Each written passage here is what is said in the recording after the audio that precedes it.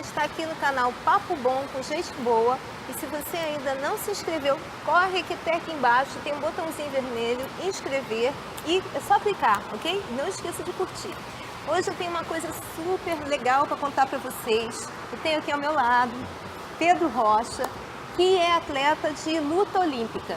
Só para vocês terem uma ideia, nas Olimpíadas existem dois esportes que são muito antigos, que é a maratona e a luta olímpica.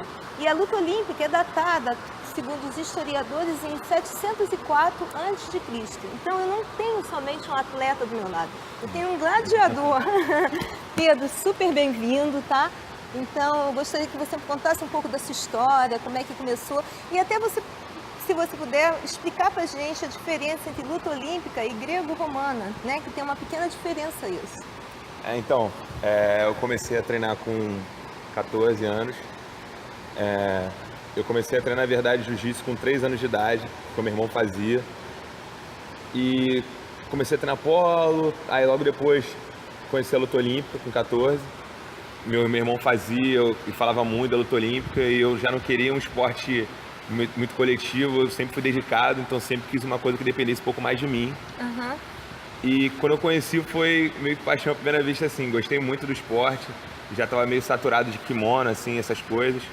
E é como você disse, é olímpico, então é uma coisa que me fascina, a Olimpíada é uma coisa que eu sempre vi, tá tão perto agora, né, pra gente, então eu tô muito feliz de estar dentro desse ciclo olímpico e com muita chance de estar dentro da Olimpíada. Sim, sim. E é engraçado até porque é um esporte que, apesar de ser muito antigo, ainda é desconhecido. Sim. A história do esporte é importante, ele tem um valor histórico grande e muita gente, principalmente para a gente que é brasileiro, que tem uma certa dificuldade de dar valor à coisa, às questões históricas, de raízes, eu acho que é importante a gente passar essa ideia de como a luta olímpica tem um peso histórico mesmo dentro da história das Olimpíadas, né? E qual é a diferença, Pedro, entre a luta olímpica e a greco-romana? Então, eu sou estilo livre. Uhum. O que é estilo livre? Então, o estilo livre tem tanto masculino, tanto feminino. A greco-romana só tem masculino. O estilo livre eu posso sacar perna, braço, posso usar o corpo todo para fazer qualquer transição de posição. Na greco-romana eu só posso usar da cintura para cima. Então é um pouco mais de força do que menos técnica, entendeu? Você vê as pessoas que fazem greco-romana mais fortes do que o estilo livre. Tem que ter mais preparo físico do que o estilo livre. E no estilo livre tem tanto feminino, tanto masculino, entendeu? É a única diferença. De greco-romana, só da cintura pra cima, estilo livre, corpo todo. Na história até eles falam que os lutadores têm duas versões, gente. Uma que os lutadores lutavam nus, tá? Porque, segundo os gregos, eles tinham aquela versão de mostrar a beleza do corpo, mostrando a harmonia do corpo, tinha a ver com a harmonia da mente e com a harmonia do espírito. Ao mesmo tempo, tem uma outra versão que falava, são povos que eram inimigos. Sim. Então eles iam lutar nus, porque assim eles não escondiam nenhuma arma, Sim, né? verdade. E não podiam jogar baixo, tá? Sim. De repente dar uma facada no Assim. outro cara e tal. Então, mas assim, vocês repetem aquelas roupas, né? Sim. Onde vocês têm um colã justo mostrando o corpo de vocês, A gente né? tem uma malha que a gente usa, que é da cor branca, que é da cor azul e vermelha, para diferenciar os atletas, entendeu? Então, com aquilo não tem como... não teria um agarre, entendeu? Então é como se fosse você tivesse no entre aspas, sabe? Mas com a malha assim que é bem colada ao corpo. E agora com a regra mudando, hoje em dia a gente vai ter a cor azul ou vermelha de baixo e com a cor do país em cima, entendeu? Entendi. Agora mudou a regra. Você acabou de chegar da Europa, né, Pedro? Sim. Chegou quando? Eu cheguei, na verdade agora eu cheguei dos Estados Unidos, mas antes eu tinha voltado da Europa, fiquei 2 dias no Brasil e já viajei para os Estados Unidos. Cheguei terça passada. Olha que coisa, ele pulou, chegou dos Estados Unidos do avião, pulou aqui no canal, gente. E como é que foi isso lá, a tua experiência na Europa? Porque você ficou em quinto, se eu não me engano, né? Então, foi bem legal, eu lutei em Paris, foi bem legal o treinamento, acabei perdendo de cara, mas na Ucrânia eu consegui ficar em quinto lugar. Pra mim, é meu 2º ano de adulto, na categoria adulto. Ele é super novo, tem 22 anos. Então, eu tô sentindo que eu tô evoluindo, eu sei que não é nada de uma hora pra outra, é muito treino, muito esforço para eu conseguir estar no nível lá de fora. A luta olímpica, ela reina na Europa. Eu fui pro Irã ano passado e vi uma coisa que eu nunca tinha pensado em ver. Parecia que eu tava voltando há 10 anos atrás, indo pro Maracanã com meu pai. Eu vi mais de 30 mil pessoas dentro de um estádio só para ver luta olímpica, pagando $80 no ingresso. Que maravilha. Então, para vocês verem a importância e o valor que a gente deve dar a rapazes como esse aqui. E é muito estranho, porque quando eu chego no Brasil, às vezes, se não for meu amigo, não sabe nem o que é, às vezes, luta olímpica, né?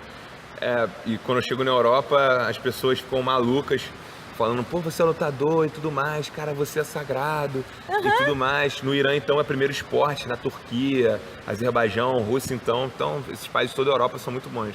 Você passou um tempo também em Cuba, né? Me Cuba. conta essa coisa de todo dia a mesma comida, como assim? Então, foi bem legal, assim, eu fui pra Cuba, fiquei 2 meses lá treinando, já tinha ido outras vezes, mas dessa vez eu fiquei 2 meses treinando. Então eu fui para um hotel, fiquei 1 mês no hotel, meus pais pagaram pra eu ir. E quando eu fiquei treinando lá foi muito bom, mas a comida todo dia do hotel era a mesma. Então eu falei com o meu professor, que é cubano, para ver se ele podia me ajudar, porque a esposa dele estava lá em Cuba, só que ele mora aqui no Brasil. Ele falou, Pedro, vai para minha casa, você pode me ajudar um pouco na compra e ela consegue fazer o tipo de comida. Então foi quando eu consegui comer o tipo de coisa diferente, entendeu? E fiquei na casa dele lá. E assim, gente, eu acho também que é importante que a gente fala assim, o Pedro, de repente, o pai ajudou, e isso começa às vezes até ter um tipo de preconceito também. Mas é importante a gente ter ideia, ainda que a gente tem uma problemática real no Brasil em relação a não receber apoio de governo, apoio de empresas para o esporte. Recebe apoios para alguns esportes somente. Então, quando você vai, apesar que você tem esse apoio, você tem que se superar, porque você está lidando com uma elite de campeãs que tem toda uma base, desde escola, dando apoio. Então, esse menino, como outros atletas, tem todo um valor, gente, que eu acho que é importante a gente passar e respeitar, entender. Não é porque o pai pagou a passagem para Cuba que você não teve que se superar, aprender técnica, se dedicar, se superar de dores, que você se machuca, se superar de solidão, tudo isso. Então eu queria que você falasse um pouquinho pra gente disso também, para tirar essa ideia de que tudo é fácil, entendeu?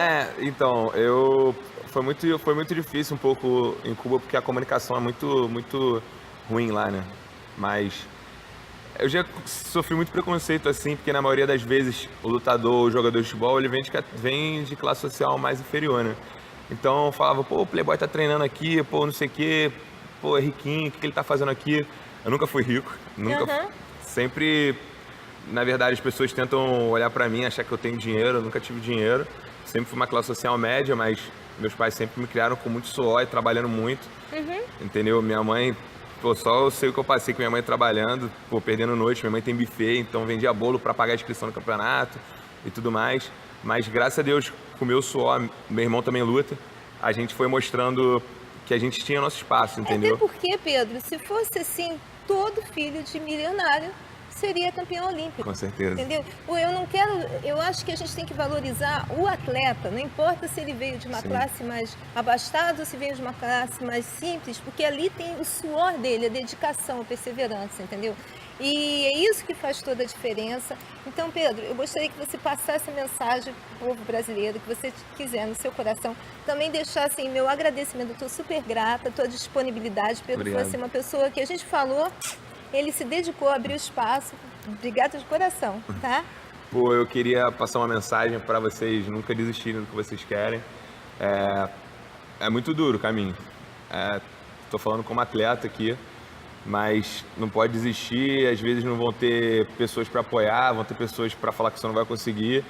É meu primeiro ciclo olímpico de verdade. Eu sei que eu tenho mais 4 pela frente, mas nunca desistir dos seus sonhos.